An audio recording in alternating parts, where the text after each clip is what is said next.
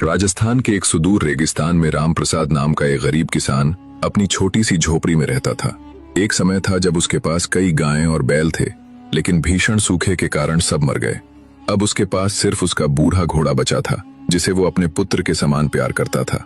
एक तूफानी रात एक अतिथि उसकी झोपड़ी के बाहर आया। वो बहुत थका हुआ और भूखा था। भारतीय संस्कृति में अतिथि देवो भव का सिद्धांत है। अतिथि साक्षात भगवान का रूप होता है। रामप्रसाद ने तुरंत उसे अंदर बुलाया, लेकिन घर में खाने को एक दाना भी नहीं था। अतिथि ने कहा, भाई मैं कई दिनों से भूखा हूँ, क्या कुछ खाने को मिलेगा? रामप्रसाद का हृदय भारी हो गया। वो बाहर गया, आकाश की ओर हाथ जोड़कर बोला, हे भगवान, मेरे घर अतिथि आया है। अतिथि सेवा धर्म का पालन करना मेरा कर्तव्य है, मुझे मार्ग दिखाओ।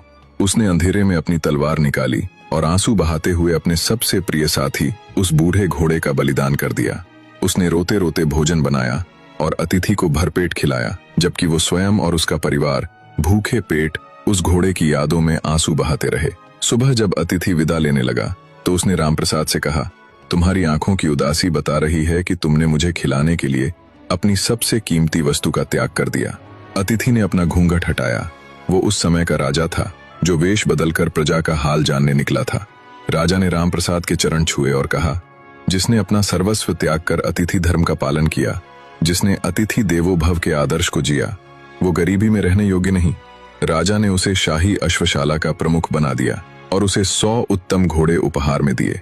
रामप्रसाद ने सीखा कि जब हम अपनी सबसे प्रिय वस्तु का धर्म और कर्तव्य के लिए त्याग करते हैं तो ईश्वर हमें उससे कहीं अधिक प्रदान करते हैं। जैसा कि गीता में कहा गया है, कर्म करो, फल की चिंता मत करो।